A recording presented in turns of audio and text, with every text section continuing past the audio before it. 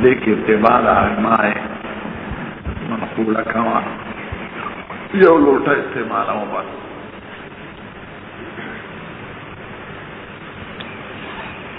سمام منا فی صوبن بے جابر سے بیو سادہ زن بنا توکڑو امامتی راکا ارے مسل برست راشی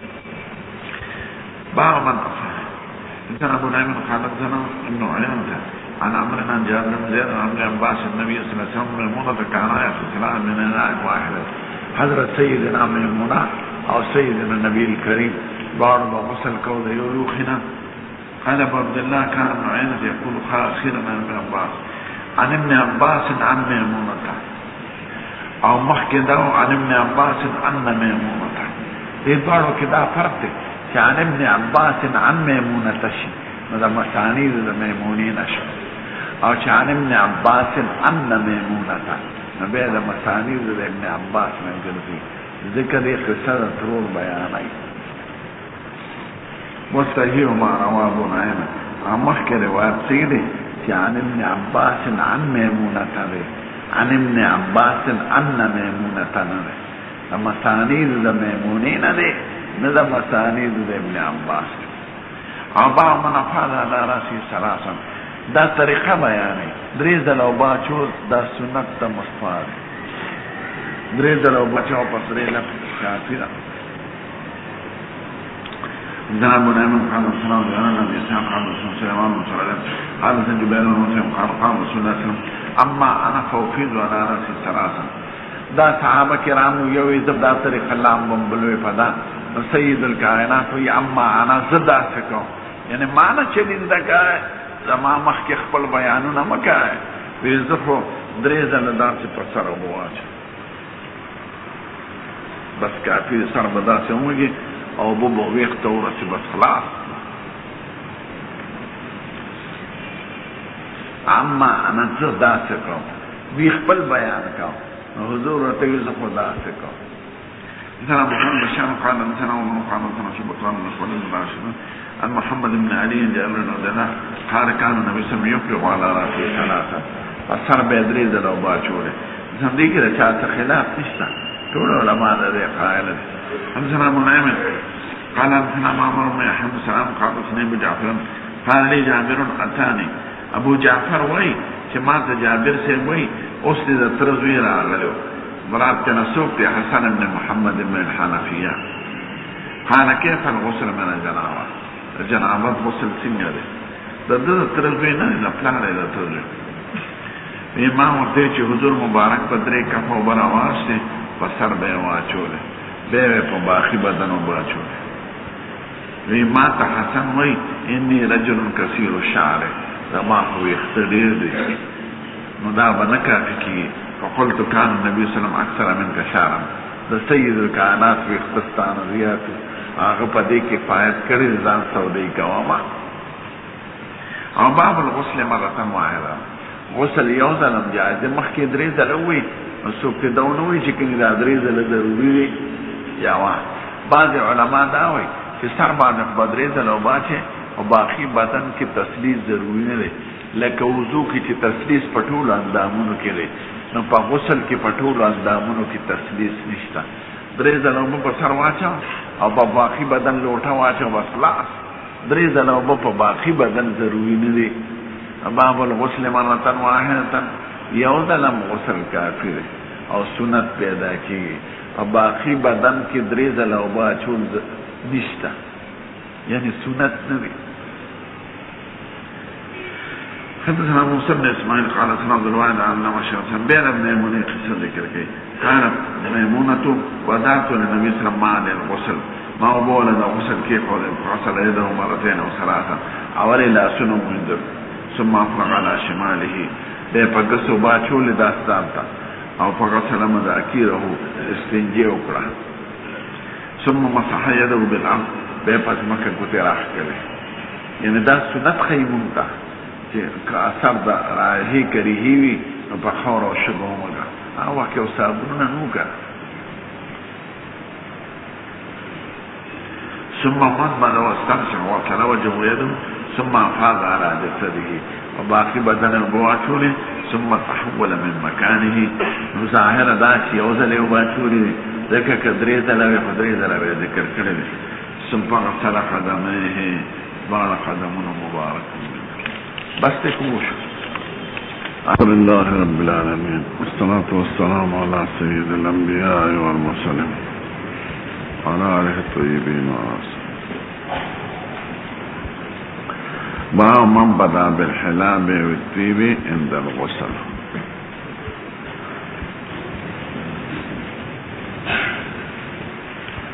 باب دې په بیان د دې کې که سړی شورو په حلابو کې یا په بل خوشبویاں د غسل وخت کې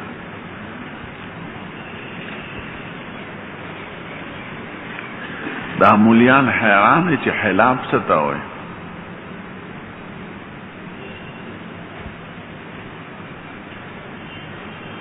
عالمان درې شرح کوي اوله دا وایي چې حلاب هغه لوښي ته وایي چې اوښه پکې لشلې کېږي مقصد دا دی باب من بدا باناء الحلاب او اناء الطيب ونحوه که داسې لوښي سړی استعمال کړي په غسل کې چې بوی لري لکه د پای لوښي بوی کوي یا خوشبوئی لري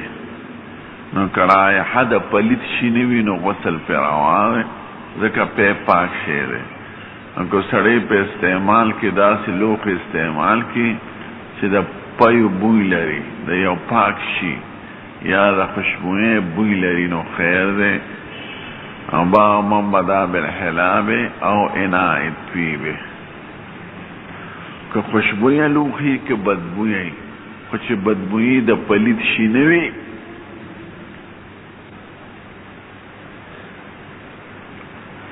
دا یو شرحه شو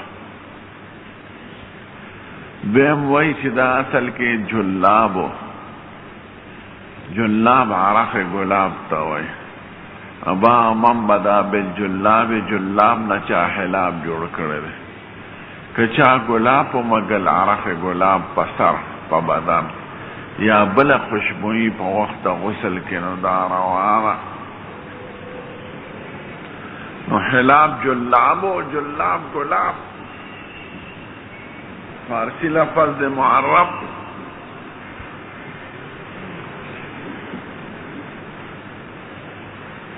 بشو درېمه دا چې نه دا وجه ضعیفې دی حلاب دی او مرکب خوشبوئی نوم دی هغه ته حب المحلب وای او سوارت البذور وای د ګلونو د خوشبوئی تخمونو نه جوړیږي یو مرکب خوشبوئی خټه نو که سړی حب المحلب او سوارت البذور په سر او په بدن ومږي یا بل خوشبوئی ومږي نو خیر دی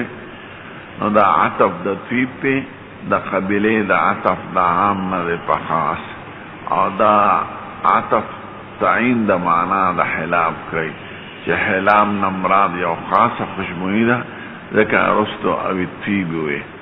که شورو په حب المحلبو کې یا په بله خوشبوئی نو خیر دی که پنجاب لیدلی نو هلته خلک تیل بدن باندې ولامبي بدن غوړ کړي نو بیا لامبي لکه نو بیا ډېرې سپېرې نو که په سړی په سر یا په بدن باندې حب المحلب ولګوي یا بله خوشبوئی قبل د غسل نه نو دا جایزه ده مشروع ده دا په سنت د مصطفی کې ثابت دی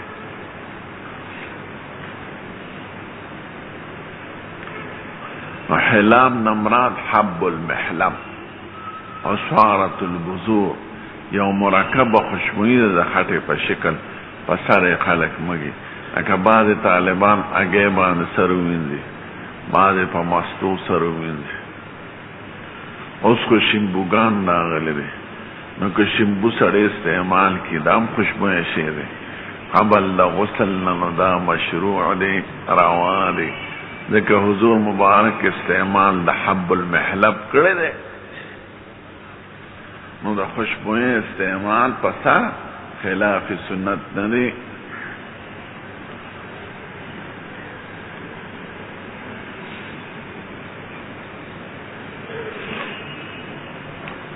کې حب المحلب او شمبو شو. دا باب څه د پاره دی؟ یو خود دې مسئله وضاحت شو چې استعمال د خوشبوئیں قبل د غسل ناروا دی. بهم یو مسئله ته اشاره کوي د امام مالک سے مسلک دا دی چې دلک د اعضاء فرض دی. نو دی وی دلک فرض نه دی ځکه چې خوشبوئی موږي خوشبوئیں اثر پاتې کیږي. که دلک فرض وي نو پکار دا چې ازاله د اثر د خوشبوئیں پکې شوی نو دلک د اعضاء فرض نه دی. کنه خوشبوئی او به استعمال بندو ځکه چې به د هغې ازاله ضروري وه.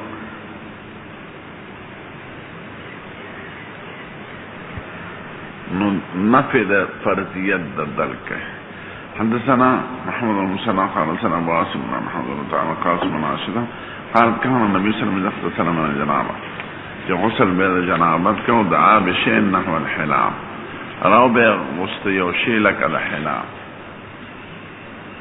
لاندې لیکي نه خود یو معنا شو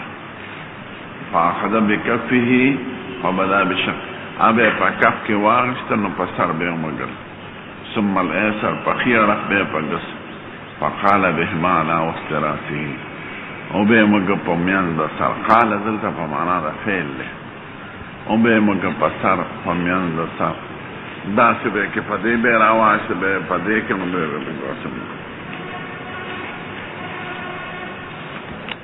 باول مزمزه و استنشاق فی الجنابه.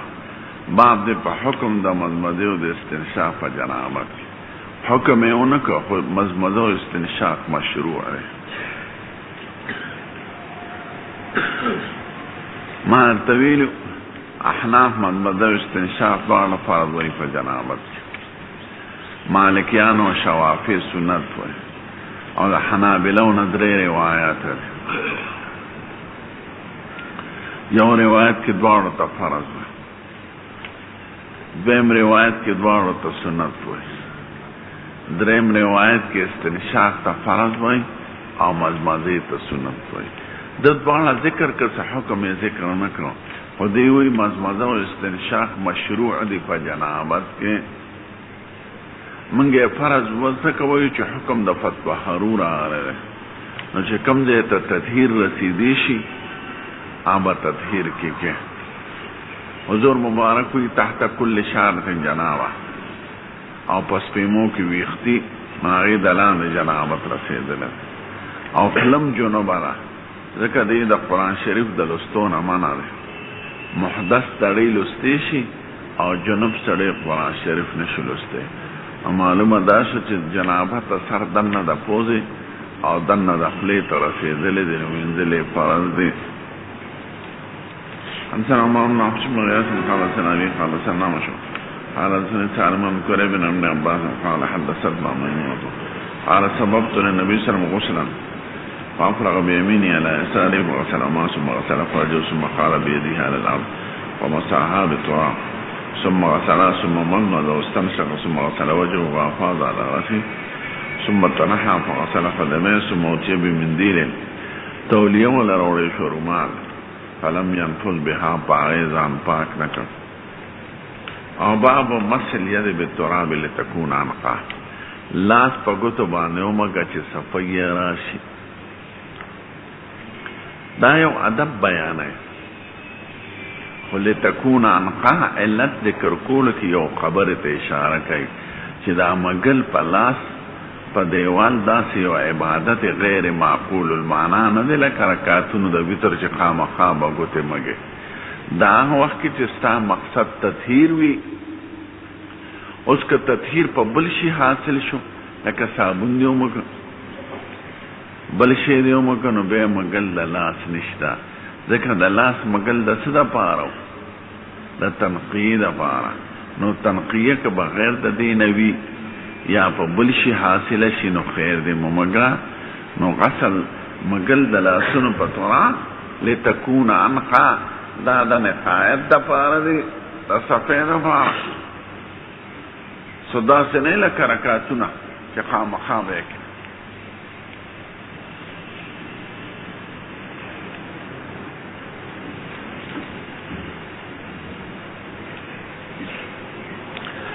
انسان عبدالله دی فقیه هم دی کنه د هر څه حکمتونه او اسرار ته ګوري. تش محدث نه دی، محدث او فقیه دواړه دی. امام بخاری انسان عبدالله بن زبیر الحمیدی قال سنا سفیان على سلام الشمسان بن ابي الجلال الكريم بن ابن عباس الميمونة ما غيو حديث بار بار ذكر کی ان النبي صلى الله عليه وسلم اغتسل جنابه وغسل فرجه بيده ثم دلك بها الحائط ثم غسلها ثم توضا وضوء. یعنی حدیث کې خود عنقا ذکر نشته، د عنقا ور سره دوه چې دا مقصد پکې تنقیه ده. که ضرورت دی ممګه صابون دی استعمال کړي ممګه ثم توضا وضوء للصلاه لما فرغ من غسله غسل يديه. باب هل يدخل الجنوب يده في الاناء قبل ان يغسلها. جنوب سره لاس په لوښي کې د نکول شي روان دي د وینځلو د لاس نه اذا لم يكن على يدي قدر غیر الجنابه، چې په لاس باندې بل ګندګي نه علاوه د جنابت نه. یعنی دا جنابت چې حدث حکمی دی د دین علاوه لاس پلیت نی نو لاس نه نستی شي کنه. نو بابې په طریقه د استفهام کې خو نو مقصد تقسیم علی الحالات که ضرورت دی لکه اوبراله نو لاس پکې دننه په دې بل لاس پک یا اوبو معلومه چې یخی دی که ګرمي دی نو خیر دی لا او بلا ضرورت بدن نه پکې لاس نه وینځي. نو تقسیم علی الحالات توجه نه باب په طریقه د استفهام کې هو او که په لاس پلیتی وي لکه او دسماتې ورپورې نښتي یا متیازې بیا خو به لاس نه باسي لکه هغه به پلیتی. نو دوی وی علاوه د جنابت نه چې حدث حکمي دی د دین علاوه به بل نجاست ظاهري ني نو لاس نه نستی شي کنه. نو تقسیم علی الحالات که ضرورت دی نه باسه او که ضرورت دی نه منع ورنه باسه. وادخل ابن عمر والبراء بن عازب يده في الطهور. دي دوارو لاسونه نستی دی ولم يغسلها لاس لانو منزل ثم توضا. ضرورتی پاغي وبره سړي سره بل سنیو چاټه کې وبدي لاس بدن نه کې وبو غراواله.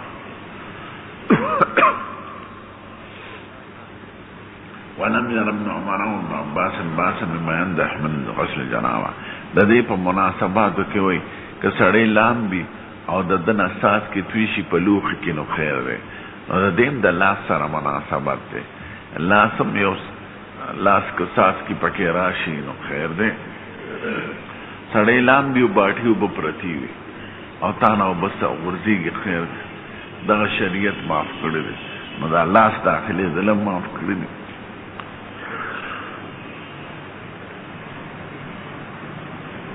حدثنا عبد الله بن مسلم قال حدثنا عبد الله بن حميد بن قاسم بن عاشرة قال كنت اغتسل انا والنبي صلى الله عليه وسلم تختلف ايدينا فيه. زمونږ لاسونه او پکې تل کله او ما لاس تل نه کړی. نو استدلال په عموم دی، یعنی دا ذکر نشته چې مخکې لاس وینځلې دی که نه دی وینځلې. نو دواړه احتمال لري چې قبل الغسل نه لاس نه استدی یا بعد الغسل. نو استدلال بجميع المحتملات. نو جوړم سړی لاس نه نستیش دا که دوی سره سبل لوخې وي خو د هغې ذکر به وکنه نو په لاس یې اوبه راوښکلې. حدثنا مسلم قال حدثنا احمد بن هشام بن ابي هشام قال كان رسول الله صلى الله عليه وسلم اغتسل من جنابته غسل يده. لاس به اول وینځه. نو لاس وینځل دواړه احتمال لري. بار به لاس نه میسته وینځه یا به په لاس اوبه راواچولې په دې بل. حدثنا ابو الوليد قال حدثنا شعبة عن ابي بكر بن عبد بن انور عن عائشة قال كنت اغتسل انا والنبي صلى الله عليه وسلم من اناء واحد من جنابته. وعن عبد الرحمن بن قاسم بن ابي دا دې لپاره ذکر کوي چې دوه کسان لامبي نو ضرور ساس کې به په چاټه کې پروت ځکه منځ کې چاټه پرتا وه نو دغه شریعت معاف کړی دی. حدثنا ابو الوليد قال حدثنا شعبة عن عبد الله بن جبر قال سمعت انس بن مالك يقول كان النبي صلى الله عليه وسلم والمرأة بالنساء يغتسلان من اناء واحدة. سید الکائنات بی بی به د یو لوښي نه غسل کوه ضرور چې لام بینو ساس کې به تویدل زاد مسلم احمد جرین شعبة من الجناور او با من افرغ بیمینی علی شمالی فی الغسل طریقه دارا چې خیل اس پنه باسي او په ګس په براواچ مشروع طریقه دارا چې خیل اس نه باسه او په دې ګس بواچا نو دوی ځنه به په دې براواچ با من افرغ بیمینی علی شمالی فی الغسل که په خیل اس باندې براواله او په ګس واچه نو دا طریقه مشروعه ده حدثنا موسى بن اسماعيل قال سمع حديث ذكر كي قال حدثنا مشان سعد بن ابي الجاد عن قريب مولى بن عباس ميمونة بنت الحارث قال وزعت لرسول الله صلى الله عليه وسلم غسلا ما ولو بدا غسل خوي وسترته صادر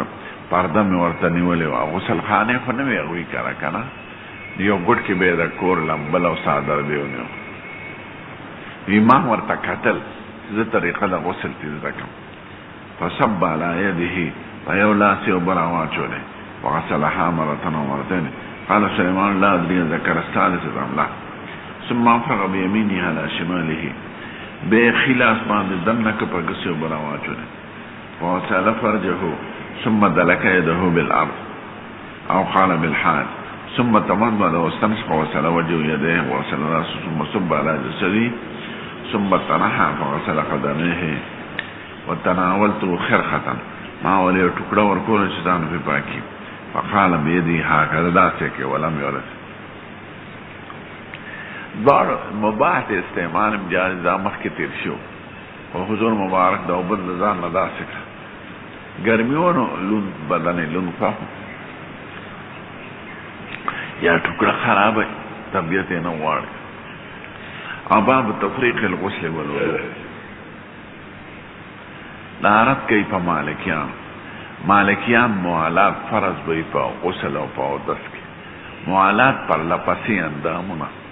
یعنی یو اندام د وچېدونه به مخکې بل وینځي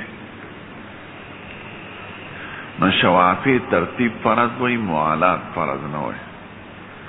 مالکیان ترتیب او موالات فرض وي موږ دواړه فرض نه وایو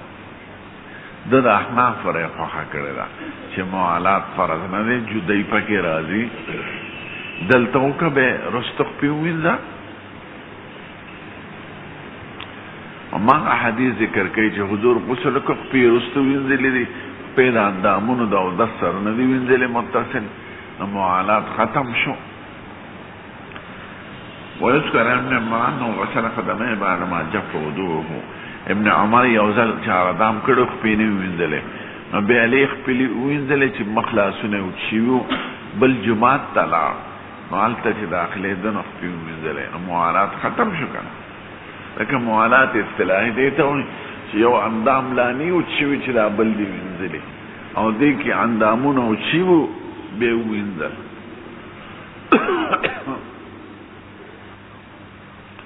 حدثنا محمد المحبوب قال حدثنا عبد الوهاب قال حدثنا مشهور سالم بيع حديث ذكر كي هذا ميمونة وذات النبي صلى الله عليه وسلم يغتسل به فأفرغ على يديه وغسل مرتين أو ثلاثة ثم أفرغ بيمينه على شماله وغسل مذاكره ثم دلك يده بالأرض ثم تمضمض واستنشق ثم غسل وجهه ويديه ثم غسل رأسه ثلاثا ثم صب على جسده ثم تنحى من مقامه فغسل قدميه لاندې لیکلي دي فيه هذا موضوع الترجمه تفریق یې وکړه خپې یو ځل وینځلې دي او لاسونه او مخې بل ځای وینځلې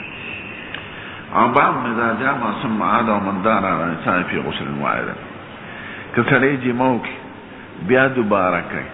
یا په ډېرو بیبیانو سره جمع کوي په یو غسل کې نو دا جایز ده دا رد د ظاهریو کوي ظاهریو دا نقل ده چې هر جمع نه پس غسل فرض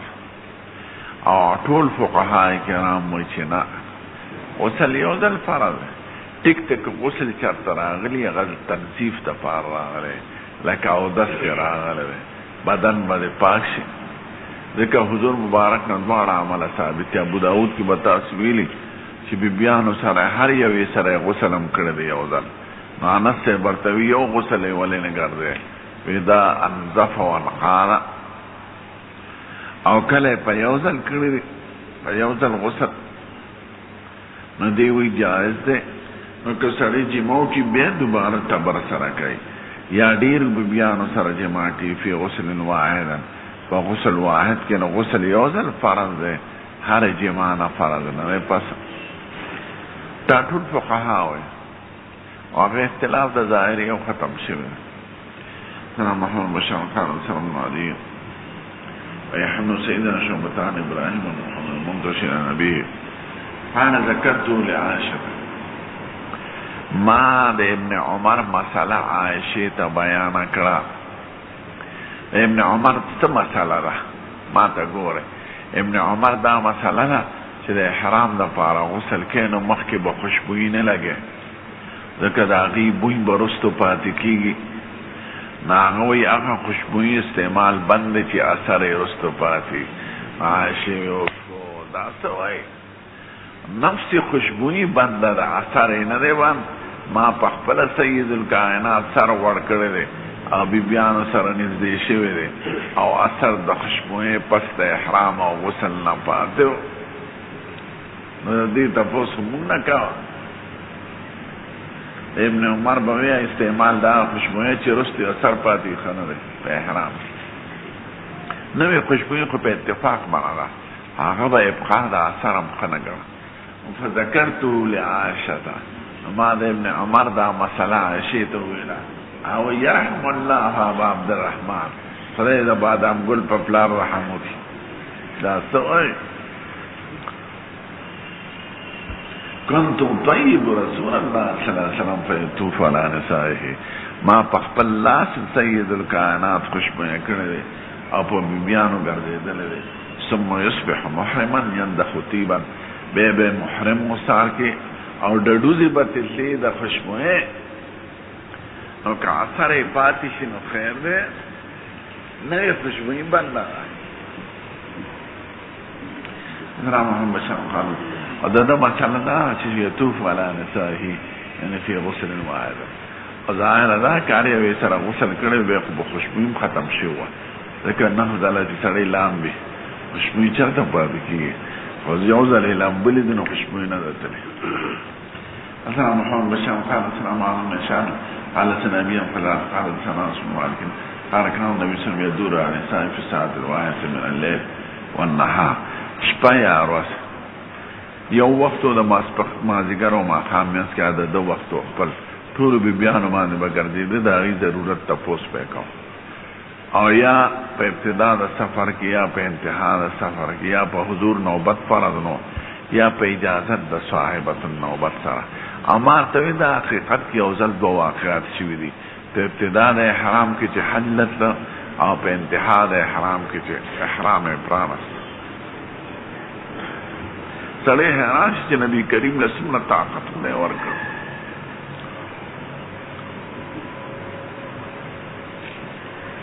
کنې د پهلوان غوندې سړی دوه ځلو نه به زیات جمع ونه کړی شي واده دې کړی که نه واده دې کړی که نه تجربه دې شته که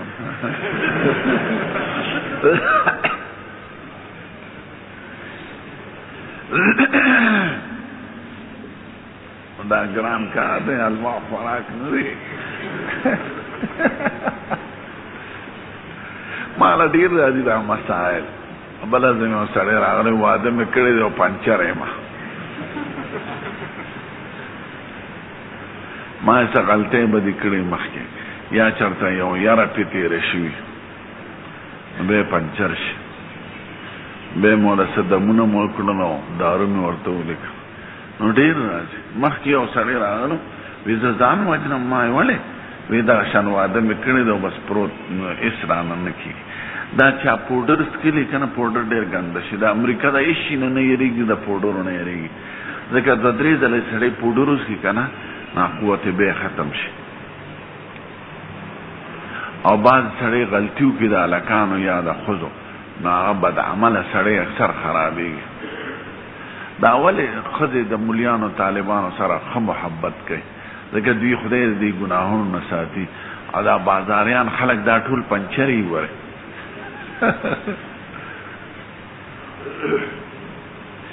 لکه سړی چې ډوډۍ ته کښېني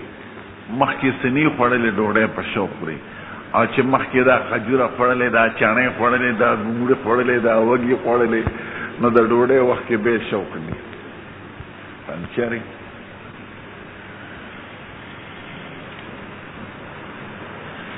حضرت محمد بشار خان سلام دا کتابونو مسله ده په احادیثو کې باندې راشي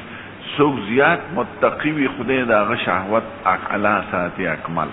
صحابه کرام اتقى الناس نو اشهى الناس د فاسق فاجر شهوت خراب او د متقی سړي شهوت کامل سلام محمد بشار قال سلام عليكم بشار قال سنة يبيهم قال تخبر سنة رسول الله عليكم قال كان النبي صلى الله عليه وسلم يدور على نساء في الساعة روايات من الليل معه وهن 11 يولس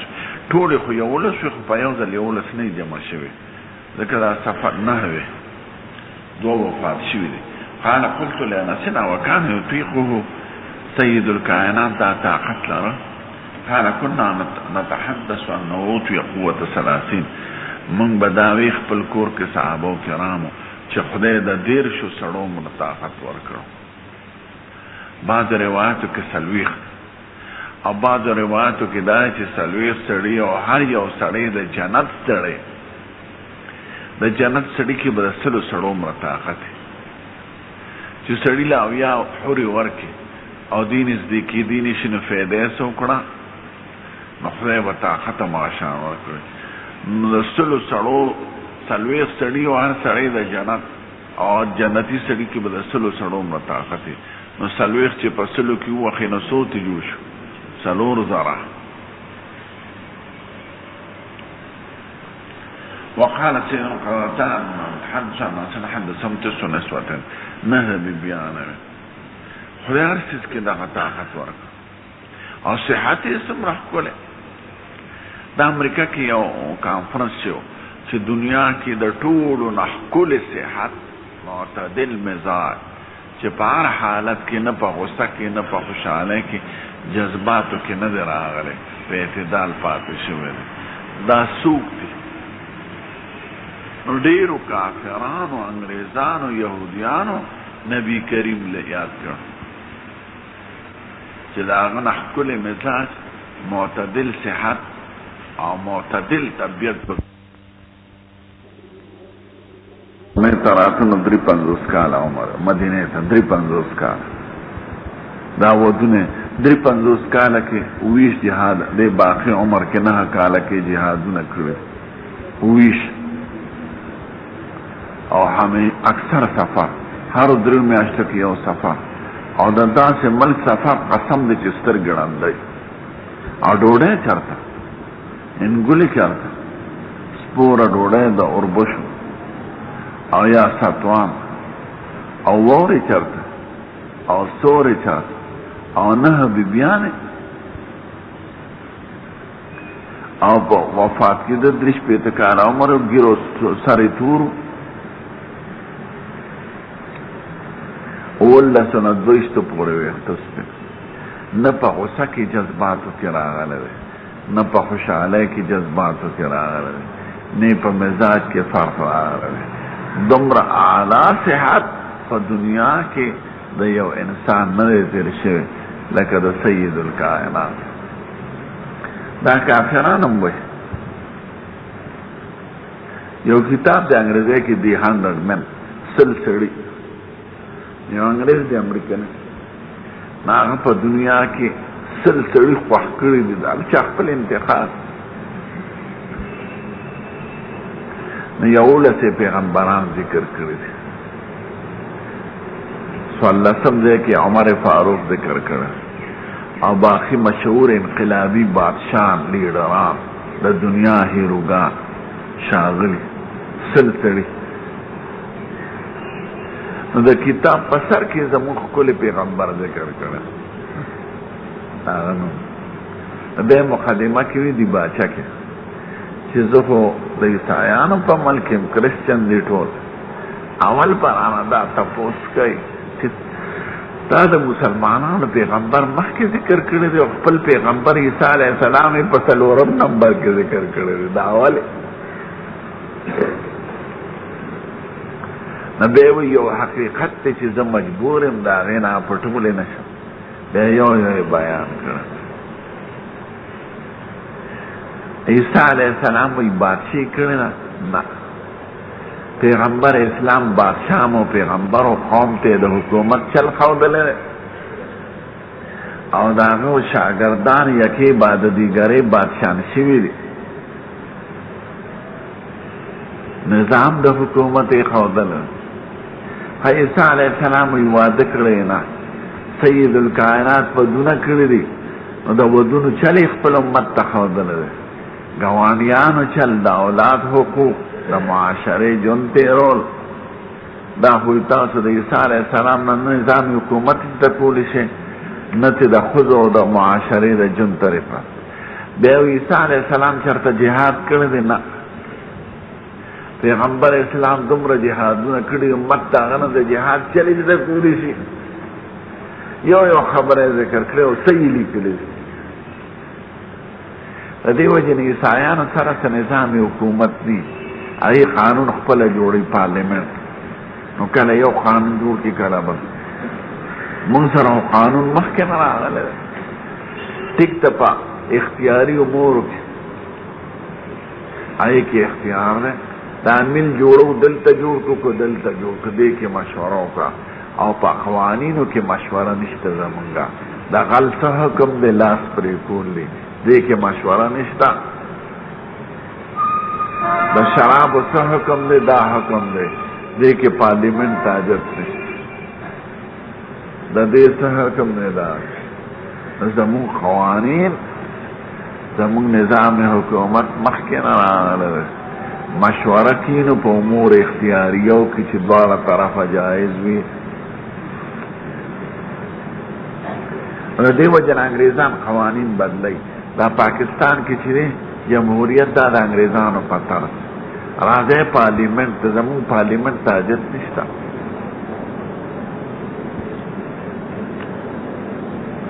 مجلس شوراوي خو په اختیاري امورو کې نه په منصوصو کې منصوص کې د چا طاعت نشته نو دا ټول د انګریزانو په طریقه روان دي مولا لکه انګریزان که کوي هغوی سره مخکې نقشه نشته د چا پته نه روانه شي عیسی علیه السلام باسي نه ده کړې لومبي حکومت چې په عیسایانو کې قایم شوی 325 کې 325 کاله وروسته قسطنطین د استنبول بادشاه و هغه عیسایي شو عیسایي حکومت راغی بیا یورپ کې عیسایت هغه خور کړل او اسلام خو د سید الکائنات ته قانون د هغه یو شاګرد او هغه دا د هغه تعبیر دی یو شاګرد دی بل شاګرد دی بل شاګرد دی بل شاګرد دی بلې اووه شاګردان یکې بعد دیګرې بادشاهان شوي دي چې د هغه نظام یې خور کړی دی او ښودلی دی ابوبکر عمر عثمان علی حضرت حسن معاویه و عبدالله ابن زبیر دا اووه صحابه کرام اووه بادشاهي کړې ده نو د حضور مبارک نه ښکلې صحت ده چا او د بیبیانو کولو کې ډېر رازونه دي د خدای په حکم قبایلو سره یې خپلولي جوړوله او د هغوی د ښکلې احکامو د پټو هغې رسېدل کېدل امت ته او د ډېرو بیبیانو همدردي کړې ځکه کونډې کړې دي بغیر د عایشې نه ټولې کونډې دي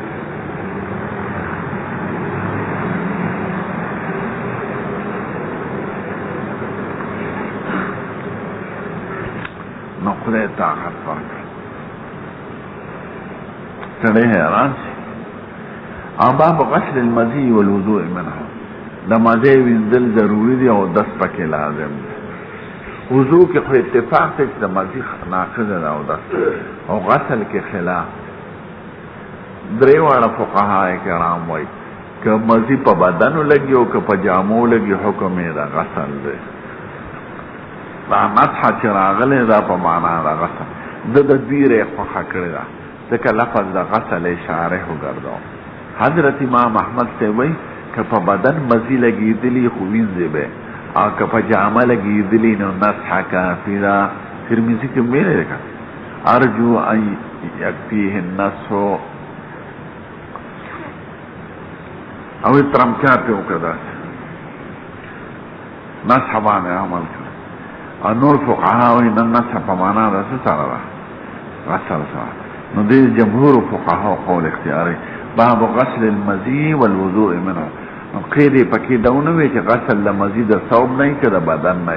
او چې پارځه وی نو غسل ضروري دی احمد ته پجامه کې نه ښاوي په بدن کې غسل وای او وضوء په اتفاقا ځکه مزي نه اخره دا ودسته ذهب الولي قال سنة دائته النبي سين أبي عبد الرحمن علي قال كنت رجلا مزاحا فأمرت رجلا يسأل النبي صلى الله عليه وسلم مكان ابنته فسأل فقال توزع واغسل ذكرك أبا من تطيب ثم اختصر وبقي أثر الطيب كسر خوشبو وکړه ولا ګولا او به ولم بل او اثر د طيب پات شو په هو جائز اذا على اثر ضروري نه د خوشبو نه دینه معلومي چې دلکم ضروري نه پسر دې بواچو لغړ سر دې غړ کړو او لون دې کا او وی خونو ته وبور رسید بس کافی دا مانته پنجاب کې خلک شرشم تیل مګي اول ځان غړ کی او دا دلته فائدہ مند دي شرشم تیل په ځان سره مګي او به ولام به په صابون کنه سرمنه پستای او چې تش په صابون ولام به نو سرمنه کله کړی ناغي تیل مګي اکثر ار یو سړي سره بوتلی مخ ساره با ملایا او بدا پنجاب لکه سپوری ده دیر جامع پاکی بغیر گرمونو ما با غسل خانه کی لاور کی دان پسی وربند ما ذکر او ما خامنین کی سب بنو او با جامع با می وینزل او با می ملام بنے پا جامع وینزلو که بس صرف صابون غواری نور گرمونو تیجد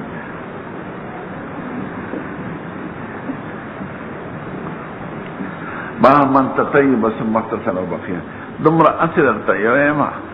چې زموږ زمانہ کې لاهور کې نه لنګر او نه بل ما سره یو طالب و شمالي اتحاد والا دا والد صاحب شاګرد امر سره سره او وړاندې دوره کې ضروري ما له محتمل جدا کمر را کړو او مستقله هغه لاندې نور طالبانو سره نور باغه خل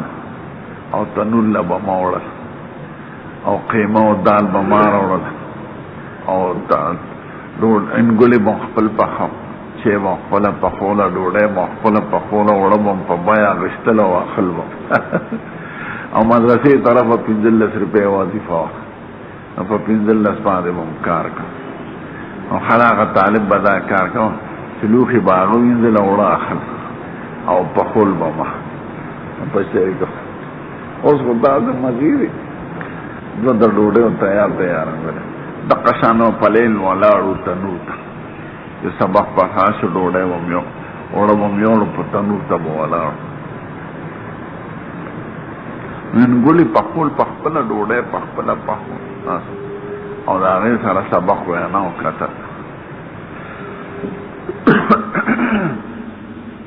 چې څومره ثاني زیاتیږي هغه عمره د خلکو همت کمیږي ما من تطیب ثم اغتسل والد سے میز سوات کې دی راو نو دا کدبانو زیلې به پخوره نو روغ زیلې به نو داسې د سرنونی ولا روغ زیلې بروت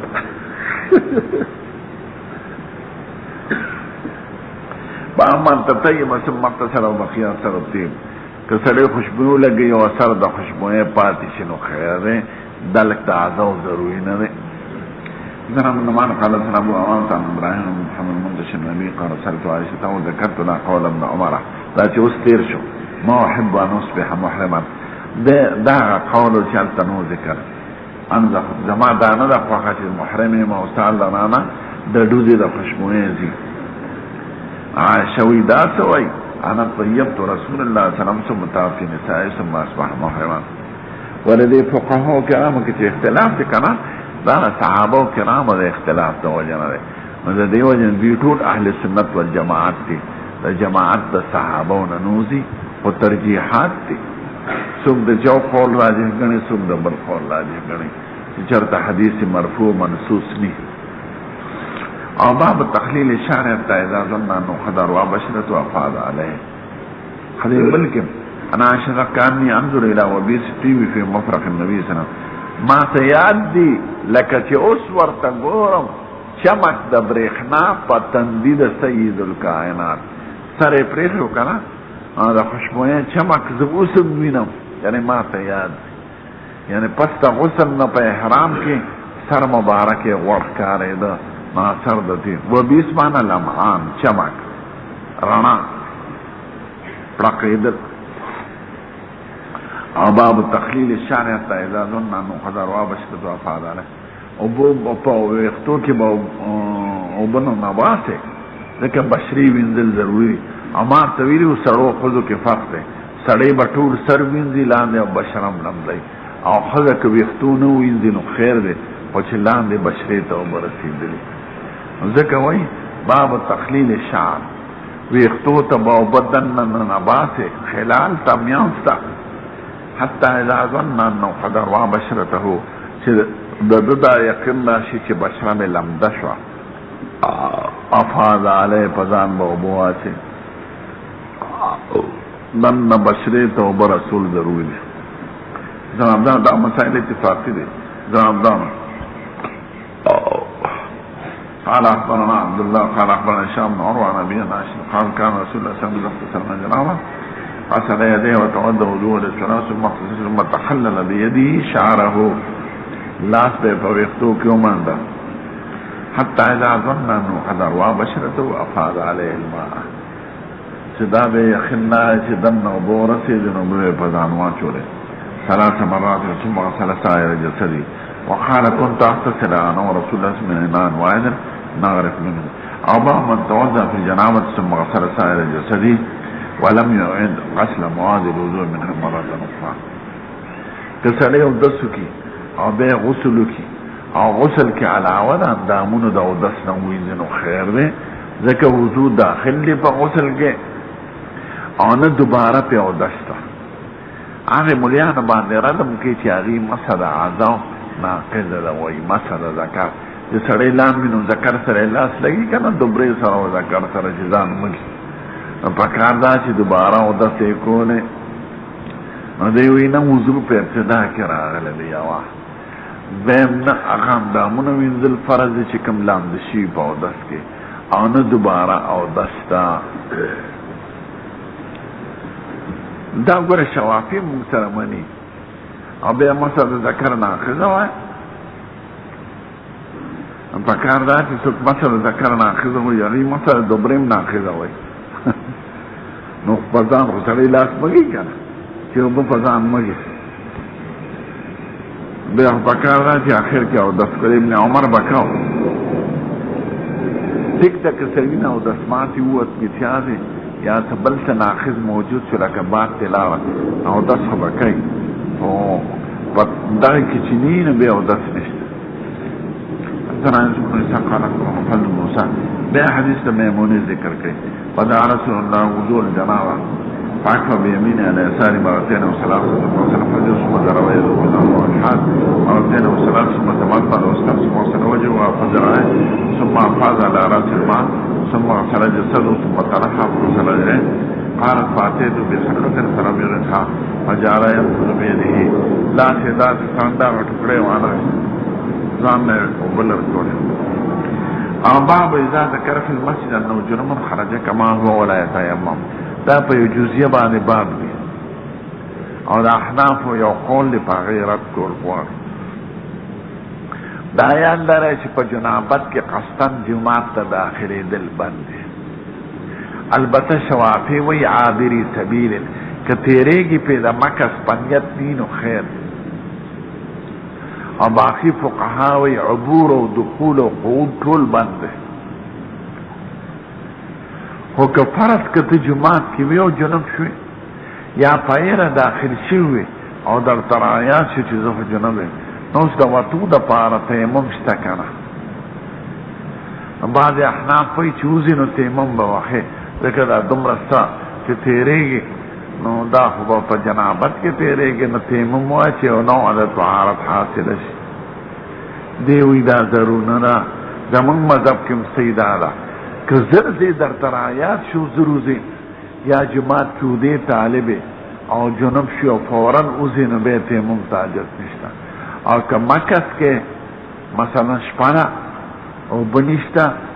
ډولکی نشته یا د اوبو ګرمولو ضرورت دی دغه وخت کې تیاره ده او مکث کې نو بیا به تیمم دی. خو که فوراً اوزی د احتلام نه پس نو تیمم نشته او دا صحیح قول دی. د په دې باب ښه دی. باب اذا ذکر فی المسجد انه جنب که جماعت جوړ ده آیات شي چې زه جنب یا جماعت کې جنب شي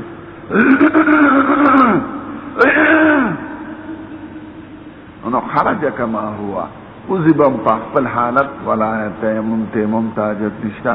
لکه یو ځل سید الکائنات روت او مصلی ته راورسېد او قریب و چې تکبیر ووایي ضربه تر آیات شو نو بس وغت طورا تیمم یې نه دی کړی. ابو داود کې یو لفظ کې دا دی وکبره تکبیر یې مو وایي خو صحیح دا چې تکبیر یې نه دی ویلی د کبره معنا بلغه موضع التکبیر الله اکبر دې ته رسېدلی دی. اوس الله اکبر وخت دی که څوک دا وایي بعض احناف شیخان چې کیدی شي چې تیمم یې والی خو دلته نه دی ذکر نو دا احتمالات هسې غلط احتمالات دي. لکه صحابه کرام د حضور لاړې نکونه هر شی نقل کوي او دا د نه نقل کوي چې تیمم یې والی ده که نه والی وی نه والی که نه یې ووت که والی وه خو نقل شي به وه نو تیمم نشته د وتو دپاره خو چې فورا وځي ښه دا صحیح قول. که مکث کې د زر پاتې کېږي سارې تیاره ده شپه ده میلمې نو بیا به تیمم دی. حدثنا عبد الله بن محمد قال حدثنا عثمان بن عمر قال حدثنا يونس بن زهري عن ابي سلمة عن ابي هريرة قال اقيمت الصلاة وعدلت الصفوف یو ځل جمع ودرېده او صفونه برابر شو قیامت فخرج الينا رسول الله صلى الله عليه وسلم فلما قام في مصلاه ذكر انه جنب فقال لنا مكانكم ویه تاسو په خپل حال ثم رجع فاغتسل لار غسل وکړو دلته د وتو د پاره تیمم نه کړی.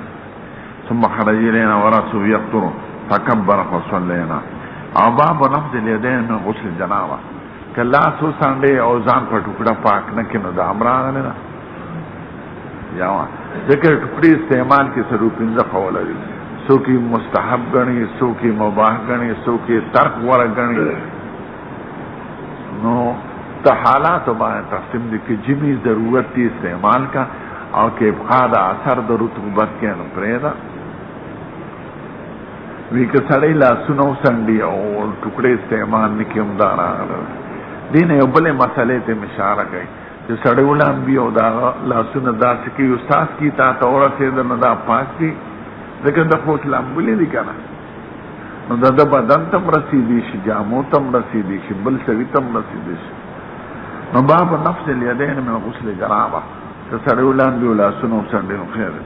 زنا عبدان خانقنا عمدتو قاسم تلام شخصان بین میمونی بی قصه ذکر کے فغسر ثم تناولتو تون فلم یأخذو فانتلقو ینقل یده با محمدان بشق راس الایمن فی الغسل اول با پخی اڑق شورو کے دا ذکروی چی بعض دا ملیانو نقل دا چی کتف نبا شورو کے دا اگینا دیوی نا شورو پسر راغل دا او با پسر واچے پا دی طرف دیم پا دی طرف پسر نبا شورو کے د اوږې شورو نه راغلی نو چې چا قول د کتف کړي دا قول یې ضعیف دی. حدثنا خلاد بن يحيى قال حدثنا ابراهيم نو بیا دغه قصه عایشه وایي قال كنا اذا اصاب احدانا جنابه اخذت بيديها ثلاثا فوق راسها موږ به د سر نه دغه شو داسې موبه راواچي په سر وماچو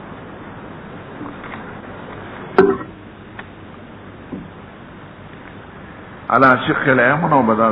وبيد الاخرى على شق او بخو بیا راواشته داسې اول به م خیړه په موږ نو بیا به م ګسو مږ دا مږل په دې غرض دي چې اوبه دننه ورشي ویښتون او بشرې او با من اختصر عریانا وحده فی الخلوة ومن تستر والتستر افضل که سړی په خلوت کې په بربند اعلان وي نو خیر دی چې څوک ني لکه ستر د عینو د ناس نه ضروري دی خو دی وایي په خلوت کې هم تستر غوره دی ځکه که انسانان دې نه ویني، جن دې ویني، ملایکې دې ویني او خدای خو دې ویني. اوس یو سوال دی چې خدای خو تا بربنډ هم ویني، هغه جواب دا چې هغې کې خو د سړي اختیار نشته، ته په قدر د خپل وس تصدر اختیار دی. نو دی وایي تصدر غوره دی که خلوت کې هم ځان د لنګ راتاو کا چې اوبو ته ننوځي. نو مې هسې بعضې خلک د سیند په غاړه لاندې ټول سامان څرګند کړي او بیا ورټوب دي. نه، لږ ځان نه تاو که چې اوبو کې ننوځي نو بیا لږ ځان نه لرګه. یا غسلخانه کې خو بیا تصدر ته حاجت نشته. نو که ځان له په ځنګل کې لاندې یا د چینې خواته لاندې یا د سیند په غاړه لاندې نو ځان مه څرګنده وه ټوله. زمونږ چارسدۍ نه سیند چاپېره یې داسې تورې دونې سبې برستو وایي. دی وایي وقال بعض نبیان جدیان نبی صلی قال الله حق و یستحیا منه من الناس. خدای زیات حقدار دی چې هغه نه حیا وکړي. که خلک دې نه وي نه دې ویني که نه خدای خو دې ویني نو ځان لوس مه څرګنده وه چې ولاړ سامان دې څرګند وي، نه ځان پټ ساته. مثلا إسحاق بن مرسل قال مثلا عبد الرزاق الإمام الرحمن ربي أبي هريرة عن النبي صلى الله عليه وسلم قال كان بنو إسرائيل يغتسلون عراقا. بني إسرائيل ببربند العنبل ځال ته تلې ما ته یو چشمه وي دغه د موسی علیه السلام چشمه وه چې دلته به هغه لمبل جدا او بني اسرائیل سارای سینا ته زه تلم دلته پراته هغوی به بربند لامبل. کم قوم کې چې یو شي دغه شي که نه هغوی ما ورته ووایي که نه د هغوی عیب د هغوی د نظر نه وځي. لکه د حمامونو کې سړي او ښځې لاندې ټول سامان یې څرګند دي. نو ينظر بعضهم الى بعض اليوم بل تبع کتل. وكان موسى صلى الله عليه وسلم يغتسل وحده. موسی علیه السلام پرده کې لري لامبل شی چې هغې باندې دا پرده فرض نه وه کنې موسی علیه السلام ورته ولې نه وایي فرض به پرې نه وه. خو ده به بیا حیا کوله. فقالوا والله ما يمنع موسى ان يغتسل معنا الا انه آدر. موسی علیه السلام ځکه موږ سره لامبینه چې د دې آدر دی. آدر دی ته وایي چې د هګۍ پړسېدلي سم مرض عظیم الخصیتین د بعض سړي هګۍ وپړسېږي نو غټ غټه بلا وي د خټکي باندې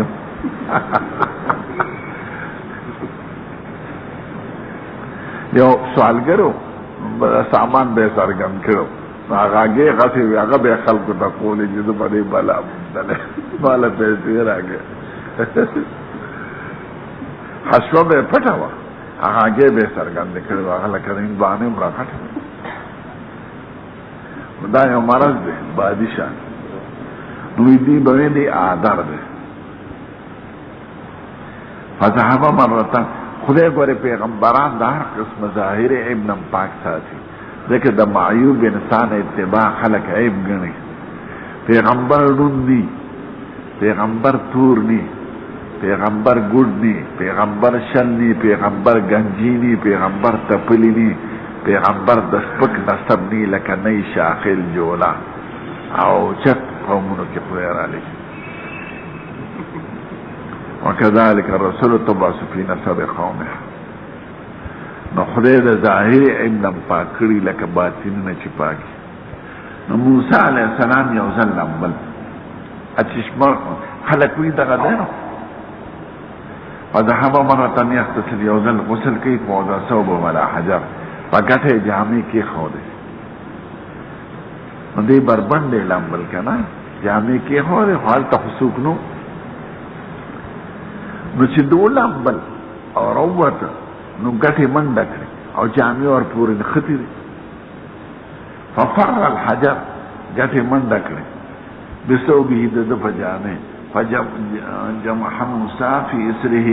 موسی علیه السلام ورپسې تیز ته منډې واله دې منډې ګټه مخکې ده او دې ورپسې دی ګټه راتله د بني اسرائیلو ته راورسېده او دې بربند روان دی نو هغې وکتل چې بدن یې په ټول روغ جوړ دی الحمدلله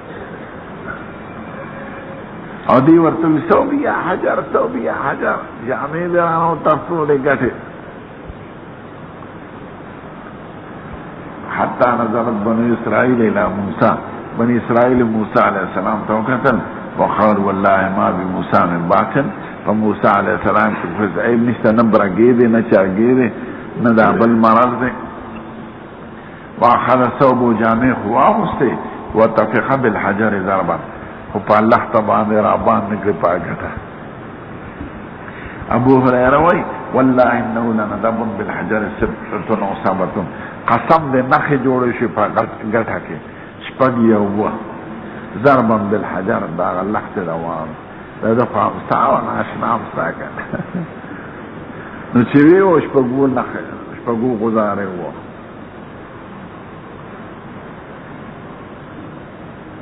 پوهیږئ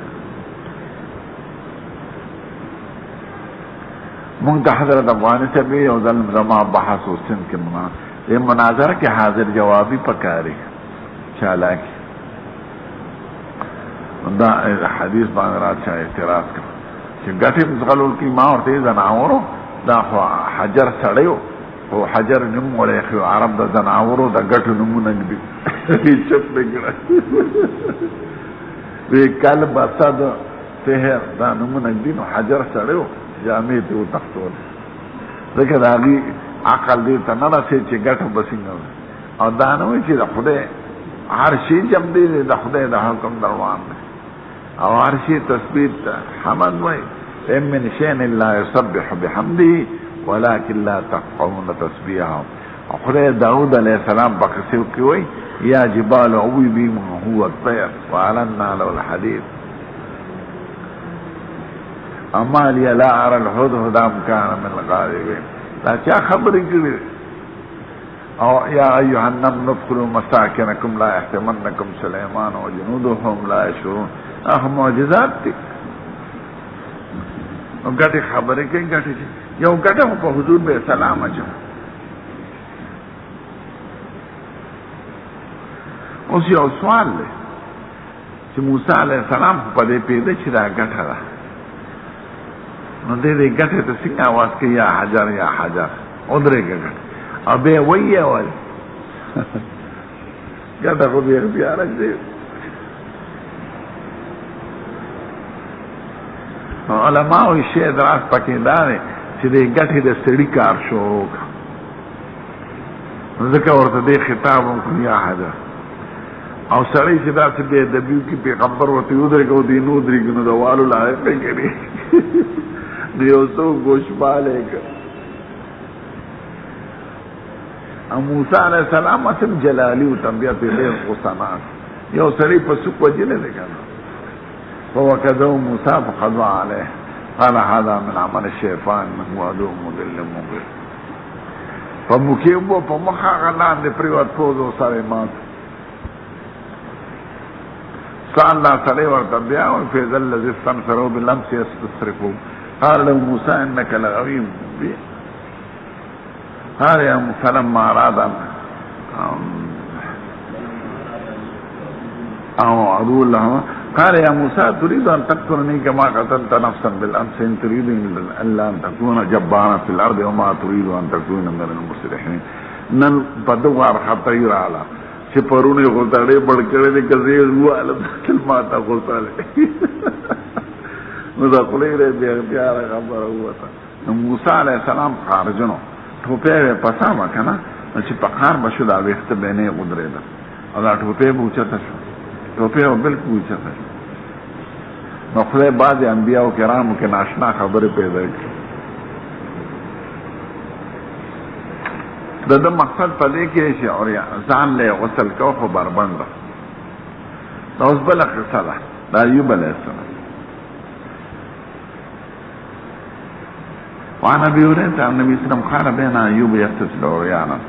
ایوب علیہ السلام بربند لمبد ایوب علیہ السلام کلی ته ځتلم د شام کې هغه سارای سینا دا شام نو ایوب علیہ السلام چې کوم چینه باندې لمبل چینه وسمشته او به نږدې دا زیارت ته داسې لګه فاصله کې او زوی مر سره حق ایوب علیہ السلام په چشمه کې لامبل فخر علیه جراد من ذهب د سرو زرو ملوخان پر عالم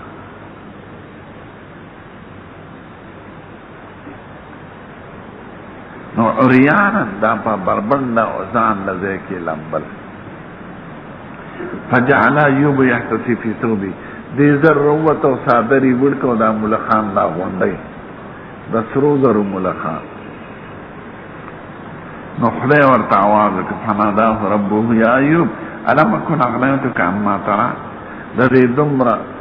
سيزون ما ته غني کړی نه دومره زمکه او باغونه به در کړی دي نو دا څه کې آیا ته غني کړی نه ما د دغه سيزونونه تاسو سره خډې شي نو د سرو ملخان څه کې